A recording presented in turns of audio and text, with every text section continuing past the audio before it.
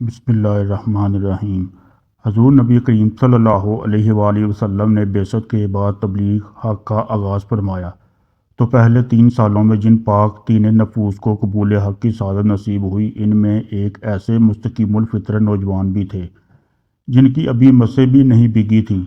حضور صلی اللہ علیہ وآلہ وسلم سے ان کی محبت اور عقیدت کا یہ عالم تھا کہ آپ صلی اللہ علیہ وآلہ وسلم کے خلاف کسی ایک لفظ سننا بھی گوارا نہ تھا۔ ایک دن بنو سہم کے ایک مشرک اوف بن صبرہ نے ان کے سامنے حضور صلی اللہ علیہ وآلہ وسلم کی شان میں کچھ نامناسب الفاظ استعمال کیے تو یہ نوجوان جوش غضب سے بے قرار ہو گئے۔ پاس ہی اونٹ کے گلے کی ہڈی پڑی تھی، اسے اٹھا کے اوف بن صبرہ پر پل پڑے، یہاں تک کہ وہ لہو لہان ہو گیا۔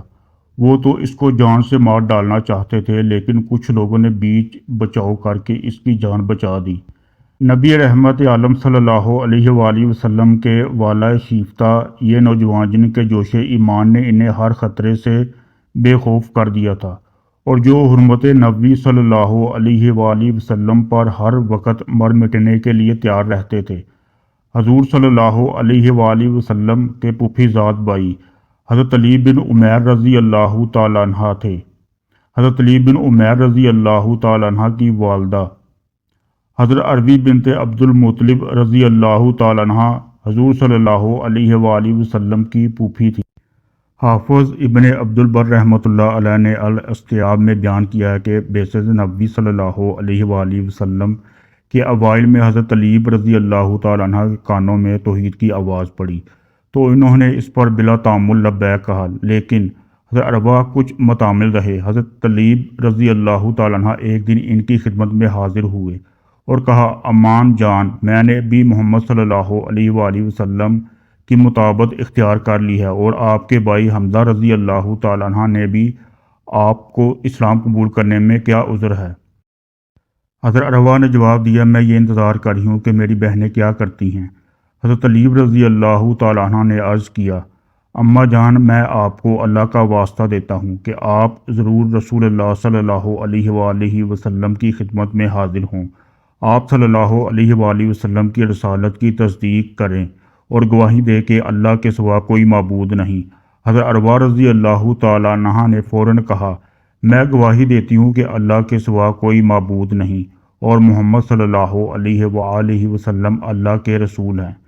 میں اللہ اور اس کے رسول صلی اللہ علیہ وآلہ وسلم پر ایمان لاتی ہوں۔ اس کے بعد وہ اپنے بڑھاپے کے باعث رسول اللہ صلی اللہ علیہ وآلہ وسلم کے کام میں زبانی امداد سے کام لیتی، یعنی کہتی سنتی تھی، اور اپنے بیٹے کو آپ صلی اللہ علیہ وآلہ وسلم کی اطاعت اور مدد پر آمادہ کرتی رہتی تھی۔ اس روایت سے معلوم ہوتا ہے کہ حضرت عروہ رضی اللہ تعالیٰ عنہ نے حضرت حمزہ رضی اللہ تعالیٰ عنہ کے قبول اسلام کے بعد مشرف بے ایمان ہوئیں۔ حضرت طلیب رضی اللہ تعالیٰ عنہ کو حضور صلی اللہ علیہ وآلہ وسلم سے بے پناہ محبت اور عقیدت تھی۔ انہوں نے اوف بن صبرہ کو حضور صلی اللہ علیہ وآلہ وسلم کے بارے میں ناروا الفاظ بکنے کی بنا پر زخمی کیا تو لوگوں نے حضرت عروہ رضی اللہ تعالیٰ عنہ کے پاس ان کی شکایت کی۔ حضور صلی اللہ علیہ وآلہ وسلم حضرت عروہ رضی اللہ تعالیٰ عنہ کے بھتیجے ہی نہیں تھے بلکہ آقا و مولا بھی تھے۔ وہ حضرت طلیب رضی اللہ تعالیٰ عنہ کا کارنامہ سن کر بہت خوش ہوئیں اور شکایت کرنے والوں کو جواب دیا۔ طلیب رضی اللہ تعالیٰ عنہ نے اپنے ماموں کے بیٹے کی مدد کی اور اس کے خون اور اس کے مال کی غم خواری کی۔ علامہ بلازری رحمۃ اللہ علیہ کا بیان ہے کہ جس زمانے میں مشرکین قریش نے بنو ہاشم اور بنو مطلب کو شعبہ ابی طالب میں محصور کر رکھا تھا، ابو لہب نے چند مسلمانوں کو مبعوث کر دیا۔ حضرت طلیب رضی اللہ تعالیٰ عنہ کو خبر ہوئی تو وہ ماموں کے پاس پہنچے اور کہنے لگے کہ ان بے کس مظلوموں کو رہا کر دو۔ اس نے صاف انکار کر دیا۔ صحابہ کرام رضی اللہ تعالیٰ عنہ نے اپنے خون کے رشتوں کو اپنے رشتہ ایمانی پر قربان کر دیا تھا۔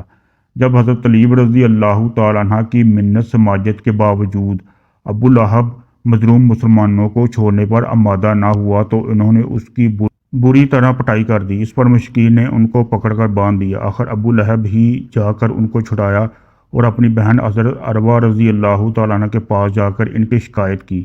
انہوں نے جواب دیا کہ طلیب رضی اللہ تعالیٰ عنہ کی زندگی کا بہترین اور سعید ترین دن وہی ہے جس میں وہ محمد صلی اللہ علیہ وآلہ وسلم کی مدد کرے۔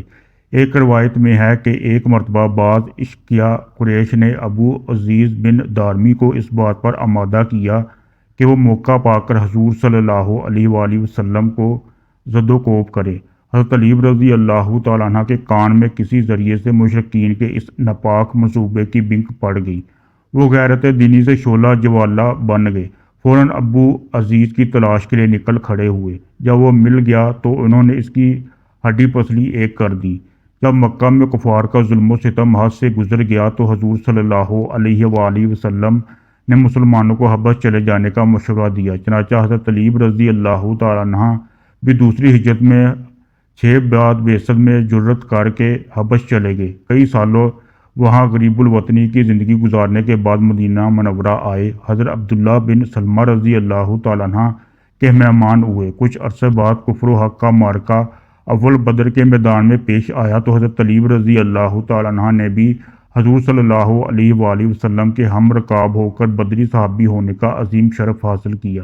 بدر کے بعد حضرت طلیب رضی اللہ تعالیٰ عنہ کے مشاغل اور سرگرمیوں کے بارے میں تمام ارباب سیر خاموش ہیں۔ البتہ ابن سعد رحمۃ اللہ علیہ نے لکھا ہے کہ وہ حضرت ابو بکر صدیق رضی اللہ تعالیٰ عنہ کے عہد خلافت میں جہاد شام پر جانے والے مجاہدین میں شامل تھے اور جنگ اجنا دین میں داد شجاعت دیتے ہوئے رتبہ شہادت پر فائز ہوئے۔ اس وقت ان کی عمر 35 سال سے کچھ اوپر تھی۔